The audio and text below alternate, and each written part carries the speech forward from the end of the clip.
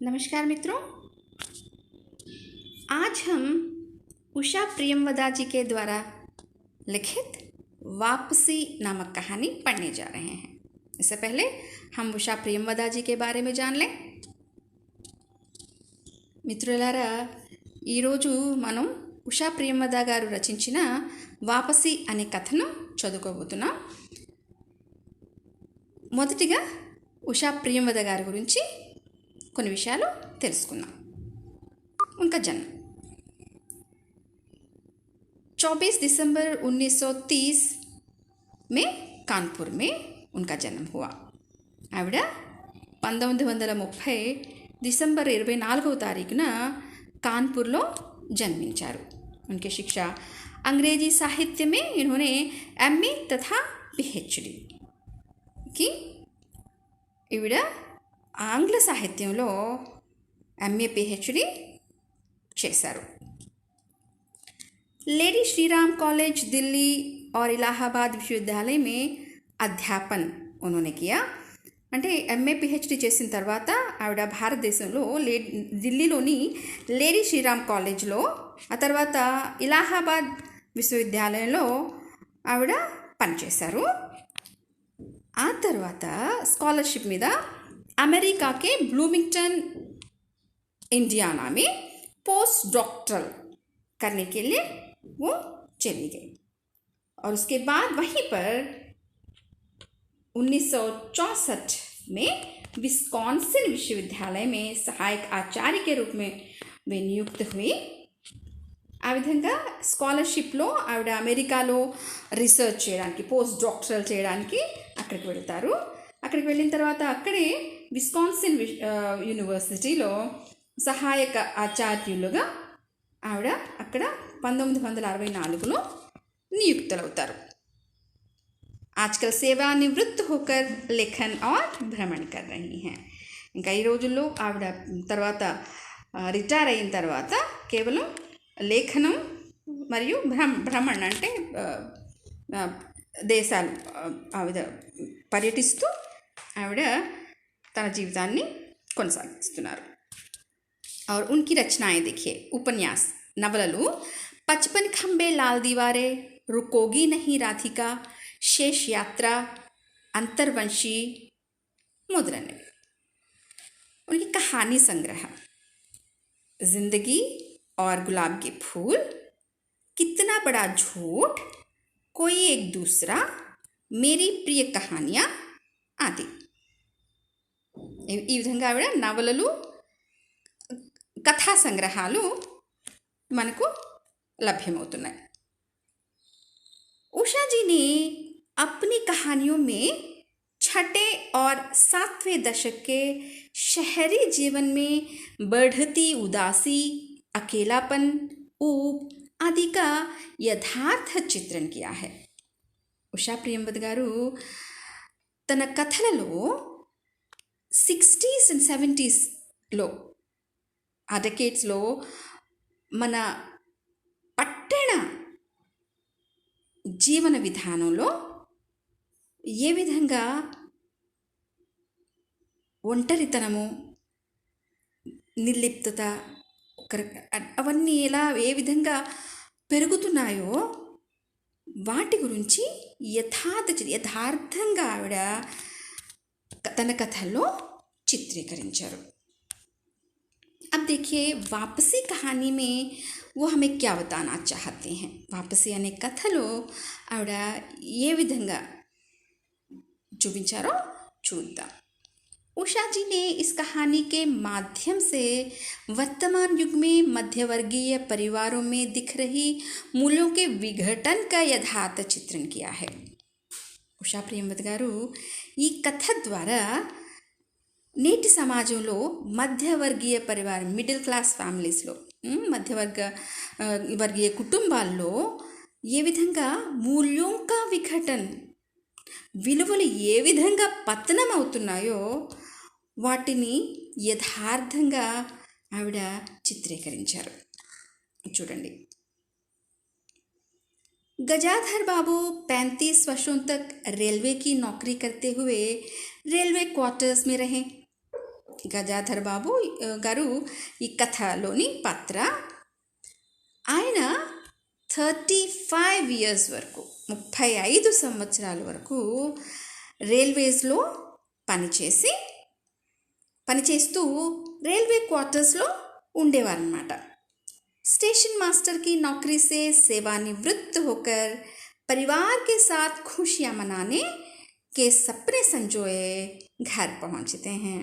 35 years వరకు ఆయన రైల్వేస్లో చేస్తూ క్వార్టర్స్లోనే ఉండేవారు. ఆయన ఇప్పుడు స్టేషన్ మాస్టర్గా ఆయన రిటైర్ అవుతారు.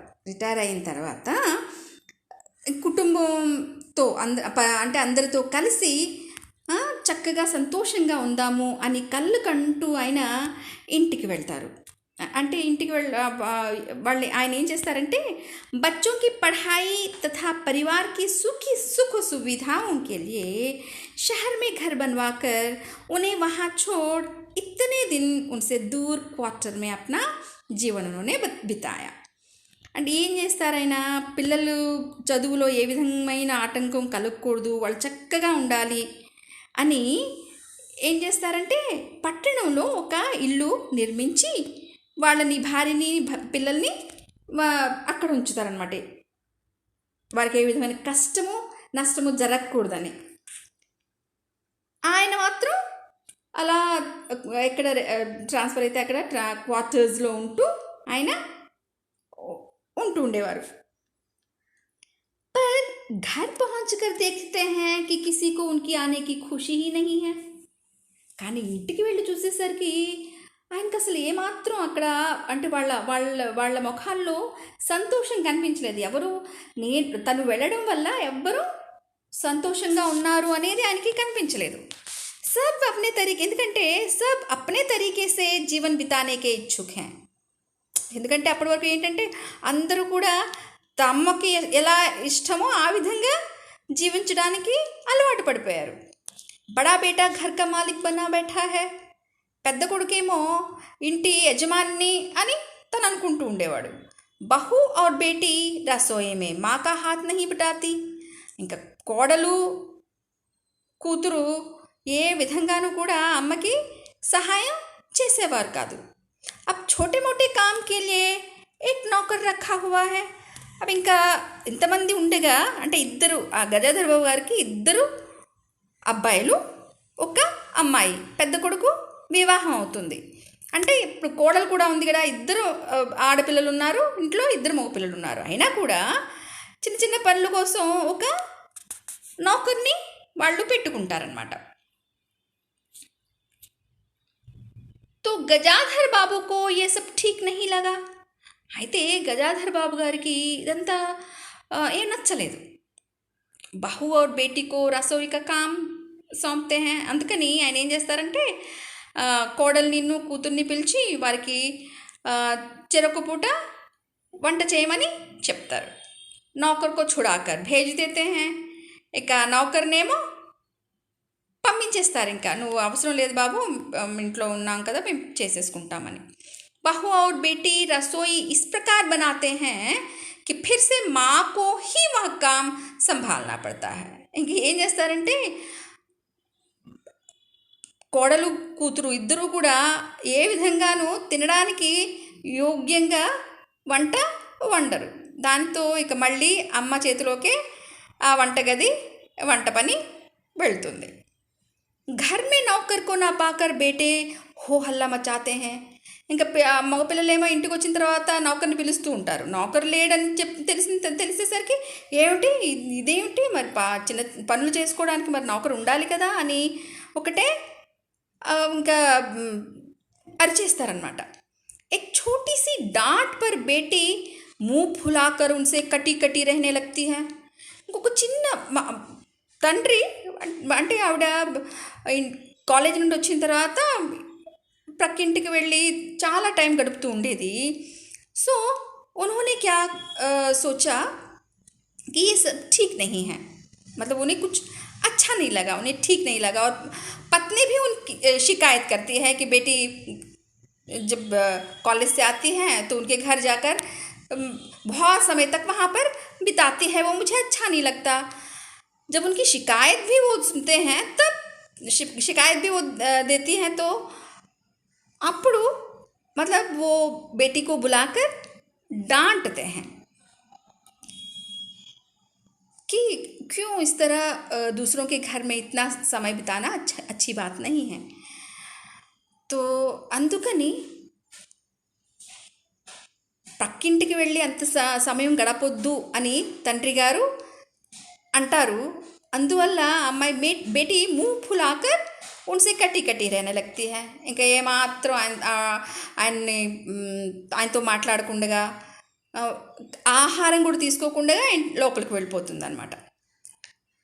మా బచ్చోं का పక్ష లేती है। तो ఇవన్నీ పిల్లలు చేస్తున్న వాటన్నింటికి కూడా తనకు నచ్చకపోయినా అయినా సరే పిల్లల పక్షంగానే ఆవిడ మాట్లాడతారు। उनकी उपस्थिति और घर के मामलों में उनका हस्तक्षेप किसी को भी स्वीकार्य नहीं था।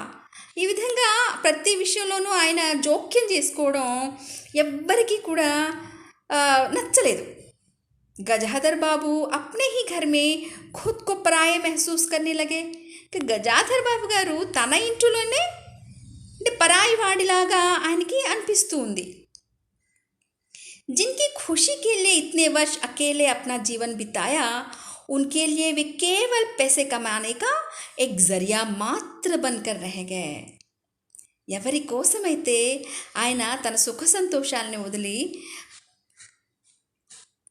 కుటుంబానికి దూరంగా ఉన్నారో, ఒంటరిగా ఆయన తన జీవితాన్ని గడిపారో, వారు కేవలం ఆయన్ని ఏంటంటే पैसे कमाने का एक माध्यम, కేవలం ఆయన డబ్బు సంపాదించడానికే, మాకు డబ్బులు ఇవ్వడానికే ఆయన ఉన్నారు అన్న విధంగా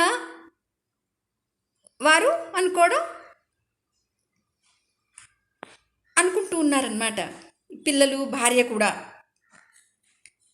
चीनी मिल में अपने लिए एक नौकरी ढूंढकर फिर वापस अकेले जीवन बिताने के लिए मजबूर हो जाते हैं। ఈ విధంగా ఇవన్నీ చూస్తారు। ఎవరికి కూడా ఆయన చెప్పిన మాటలు నచ్చడం లేదు। భార్య కూడా చివరికి ఎందుకు వాళ్ళని ఆ విధంగా అంటే తనే కంప్లైంట్ చేస్తుంది, మళ్ళీ తర్వాత తనే అంటుందన్నమాట భర్తని, ఎందుకు మీరు అమ్మాయిని ఏమన్నా ఎందుకు కోప్పడ్డారు, ఏమన్నా అన్నారా, వీళ్ళందరూ ఈ విధంగా ఉంటున్నారు, మీరేమీ పట్టించుకోకండి, వాళ్ళు ఏ విధంగా ఉంటారో వాళ్ళు ఆ విధంగా ఉండనివ్వండి అంటూ భార్య కూడా పిల్లల పక్షమే తీసుకునేసరికి తర్వాత ఒకరోజు ఆయన ఇంట్లోనే ఉండగా వాళ్ళు ఆయన గురించి మాట్లాడుకోవడం ఆయన వింటారు।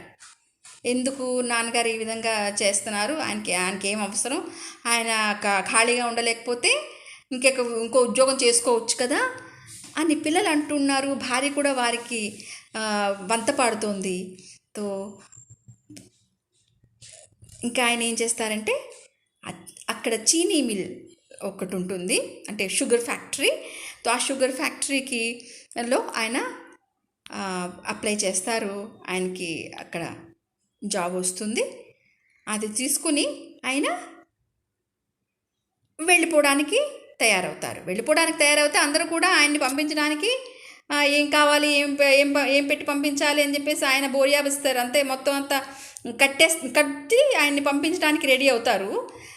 అంటే ఎవరు కూడా ఆయన ఆపడానికి ప్రయత్నించరు। తర్వాత భార్య కూడా, అయితే ఆయన ఆఖరికి భార్యని అడుగుతారు, क्या तुम आओगी मेरे साथ, నువ్వు వస్తావా నాతో అని అంటే वो क्या कहती हैं कि अरे अगर मैं तुम्हारे साथ आऊँगी तो यहाँ पर कौन देखेगा, నేను మీతో పాటు వచ్చేస్తే ఇక్కడంతా ఎవరు చూసుకుంటారు అని ఆవిడ కూడా ఆ చివరి అంటే రిటైర్ అయిన తర్వాత మళ్ళీ ఇంకొక ఉద్యోగం ఆయన చేయడానికి వెళ్తున్నారు। ఆ టైంలో ఆయన వీళ్ళు పెద్దవాళ్ళు అయిపోయారు కదా పిల్లలు, ఆయనతో ఉందాము అన్న ఇది లేకుండగా ఆవిడ కూడా ఆ విధంగా నేను ఇక్కడ లేకపోతే ఏమవ్వదు అన్నట్లుగా ఆవిడ కూడా ఆయన్ని చక్కగా రిక్షా ఎక్కించేసి అందరూ పంపించేస్తారు। ఈ విధంగా उषा प्रेमवदा जी ने इस कहानी के माध्यम से आधुनिक युग में मध्यवर्गीय परिवारों में बिखरते मूल्यों का यथार्थ चित्रण किया है। ఈ విధంగా ఉషా ప్రియంవద గారు ఈ ఆధునిక యుగంలో మధ్యవర్గ కుటుంబాల్లో ఏ విధంగా మూల్యాలు అంటే విలువలు పతనమైపోతున్నాయో ఆ దాని యథార్థ చిత్రణ ఈ కథలో చేశారు. పితా కే లియే ఘర్ మే కోయి స్థాన్ నహీ హై అంటే తండ్రికి తన ఇంటిలో ఏ విధమైన స్థానం లేకుండా పోయింది. వే కేవల్ ధనోపార్జన్ కా ఎక్ జరియా మాత్ర బన్కర్ రह जाते हैं ఆయన కేవలం అంటే సంపాదించేవాడు మాత్రమే, సంపాదించే వ్యక్తిగా మాత్రమే వాళ్ళు చూశారు తప్పితే ఏ విధమైన అంటే ఎఫెక్షన్ వాళ్ళలో లేకుండా పోయింది తండ్రి అంటే. अंत में पत्नी भी पति का साथ देने के बजाय बच्चों के ही पास रहने का निर्णय लेकर पाठकों को और आश्चर्यचकित कर देती हैं. చివరిలో ఆవిడ భర్తతో పాటు వెళ్ళకుండా పిల్లలతోనే ఉంటాను అన్న నిర్ణయం తీసుకుని ఇంకా అంటే చదివే పాఠకులకి ఇంకా అంతే కదా అంటే బహుశా వెళ్ళిపోతుందేమో అని అనుకుంటూ ఉంటాం మనం. లేదు, ఆవిడ ఆ విధంగా పిల్లల దగ్గరే ఉంటానన్న నిర్ణయం తీసుకుని మనల్ని ఆశ్చర్యచకితుల్ని చేసేస్తుందన్నమాట. ఈ విధంగా కథని ఆవిడ యథార్థపరంగా అంటే ఏ విధంగా మన సమాజంలో విలువలు పతనమైపోతున్నాయో, మరి ముఖ్యంగా కుటుంబంలోని విలువలు ఏ విధమైన ఎఫెక్షన్స్ లేకుండా, ఏ విధమైన మమతానురాగాలు లేకుండా, ఏ విధమైన ఎవరికి ఏ విధమైన రెస్పెక్ట్ ఇవ్వాలి, గౌరవం ఇవ్వాలి అనేది తెలియకుండా ఎవరికి వారు అంటే మా జీవితం మాది, మా ఇష్టం ప్రకారం జీవిస్తాము అన్నట్లుగా తయారైపోయి మన ప్రాచీన విలువలు ఏమైతే ఉన్నాయో వాటన్నింటిని కూడా ఆధునిక సభ్యతనండి ఏదైనా అవ్వండి పూర్తిగా విలువలు పతనమైపోతున్నాయి అన్నమాట. ఏ విధమైన అంటే ఆదర్శవంతంగా చూపించకుండా యథార్థపరంగా అంటే ప్రజలు ఏ విధంగా ఉన్నారు, కుటుంబాల్లో ఏ విధంగా వారి పనులు చక్కబెట్టుకుంటున్నారు, ఏ విధంగా ఒకరితో ఒకరికి సంబంధం కలిగి ఉంటున్నారు అనేది ఆవిడ అంటే ఏ విధమైన సంబంధాలు లేకుండా అంటే తమ కోసం తాము బ్రతకడం అనేది నేటి సమాజంలో ఎక్కువైపోతుంది. దానినే ఉషా ప్రేమవతి గారు ఈ కథ ద్వారా మనకి చూపిస్తున్నారు. ధన్యవాదాలు.